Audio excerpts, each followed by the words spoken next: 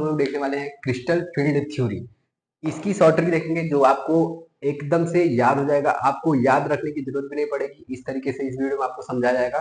तो चलिए हम लोग शुरू करते हैं, टाइम को वेस्ट नहीं करेंगे। तो देखिए बहुत सारे साइंटिस्ट लोग आए थे जिन्होंने सबसे पहले वीवीटी दिया था, बैलेंस बॉन्ड थ्योरी दिया था। उसके बाद से कुछ साइंटिस्ट आए जिन्होंने जो है वो आपका क्रिस्टल फील्ड थ्योरी दिया था, CF और T दिया था, मतलब क्रिस्टल फील्ड थ्योरी दिया था। अब ये क्या कहता है, क्रिस्टल फील्ड थ्योरी क्या कहता है? तो जैसे कि हमको पता है कि बैलेंस बॉन्ड थ्योरी जो है वो हमें ये बताती है कि उसमें बॉन्ड जो है वो लिगेंड और जो सेंट्रल मेटल एटम है उसके बीच में जो बॉन्ड होता है वो कोऑर्डिनेट बॉन्ड होता है। लेकिन क्रिस्टल फील्ड थ्योरी में ये बताया गया कि जो लिगेंड और सेंट्रल मेटल एटम होता है उसके अंदर आयनिक बॉन्ड लगता है, ठीक है। अब इसमें जो है वो एनर्जी लेवल क्या होते हैं, डिफरेंट होते हैं। इसमें अलग अलग एनर्जी लेवल होते हैं जिसकी वजह से स्प्लिटिंग हो जाता है, डी ऑर्बिटल का स्प्लिटिंग हो जाता है। और डी ऑर्बिटल का स्प्लिटिंग जो है वो दो पार्ट्स में होता है, एक होता है ईजी जिसको बोलते हैं और एक होता है T2G। ठीक, ये आपको क्लियर रखना है। अगली बात जो है आपको कि ये जो है स्ट्रिक्टली हुंस रूल को फॉलो करता है। और अगर हम देखेंगे बैलेंस बॉन्ड थ्योरी में तो वो जो है वो हुंस रूल को फॉलो नहीं करता था। लेकिन इसमें जो है क्या होता है क्रिस्टल फील्ड थ्योरी में कि हुंस रूल को स्ट्रिक्टली फॉलो करवाया जाता है। मतलब कि अगर हमारे पास हुंस रूल होता क्या है, तो अगर हमारे पास ये ऑर्बिटल है कोई भी, तो उसमें इलेक्ट्रॉन ऐसे करके भरेगा, पहले वन वन करके सब में भरेगा, जब सब में आधा आधा पेयरिंग हो जाएगी तब जाकर के पूरा कंप्लीट पेयरिंग करेगा, ऐसे करके। ठीक, ऐसे नहीं कि हमें 6 इलेक्ट्रॉन भरने हैं और हमारे पास कोई ये है ऑर्बिटल और हमने 1 2 3 4 5 6 ऐसे करके भर दिया, नहीं, गलत हो जाएगा। ठीक है, तो हुंस रूल इसमें आसानी से हुंस रूल लगा करके हमें सॉल्व करना रहता है।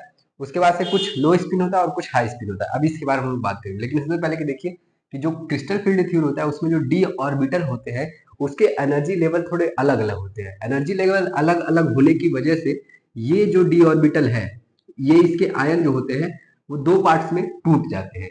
एक टूटता है Eg और एक टूटता है T2G। Eg जो होता है ये हमारा एक्सिस पे होता है।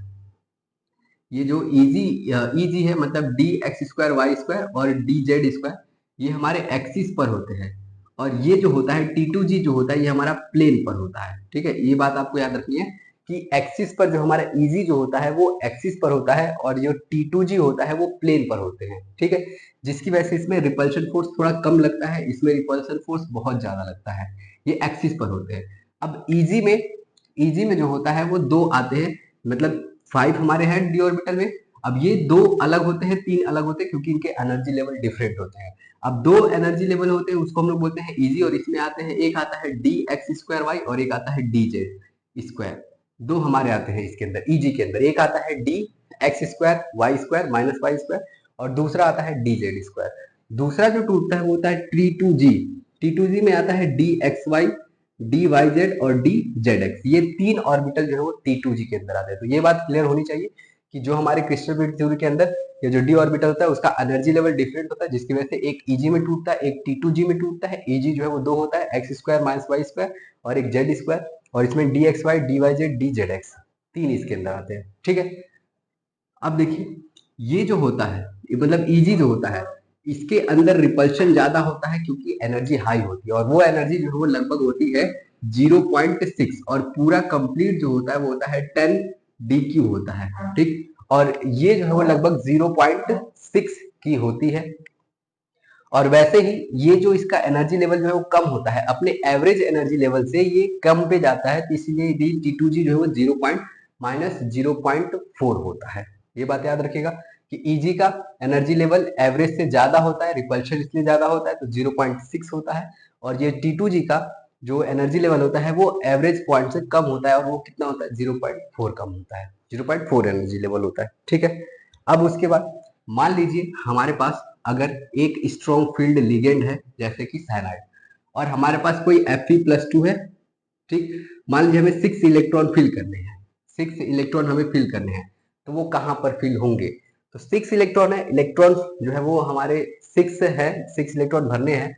तो हमें जो है वो अगर T2G में भरना है, इसको T2G में भरना है अगर, तो सबसे पहले क्या होगा, 6 इलेक्ट्रॉन अगर भरने हैं तो वो T2G में भरेंगे। और कैसे भरेंगे? ऐसे 1 2 3 और ये 4 और ये 5 और ये 6। अगर हमारा स्ट्रॉन्ग फील्ड लिगेंड है तो जैसे साइनाइड, तो सबसे पहले नीचे भर जाएगा। ठीक है। और अगर वहीं पे वीक फील्ड लिगेंड होगा तो हमारा ऊपर पहले ये, जैसे मान लीजिए अगर स्ट्रॉन्ग फील्ड लिगेंड है तो पहले ये भर जाएंगे, और अगर वीक फील्ड लिगेंड होगा तो पहले यहाँ पे 3 इलेक्ट्रॉन भरेंगे, फिर यहाँ पे 4, फिर यहाँ पे 5, तब जाके यहाँ पे 6 भरेगा। मतलब कि स्ट्रॉन्ग फील्ड लिगेंड है तो पहले नीचे वाले पूरे भर जाएंगे, ठीक, तो उसको हम लोग बोलते हैं लो स्पिन कॉम्प्लेक्स। और अगर वीक फील्ड लिगेंड है तो नीचे आधा भरेगा, आधा ऊपर भरेगा, फिर जाकर नीचे जो बचा रहेगा वो भरेगा, तो इसको बोलते हैं हम लोग वीक फील्ड लिगेंड के लिए। ठीक है, तो आई होप आपको वीडियो अच्छी लगी होगी। अगर आपको फुल वीडियो चाहिए तो आप कमेंट में जरूर बता सकते हैं। मिलते हैं अगली वीडियो में।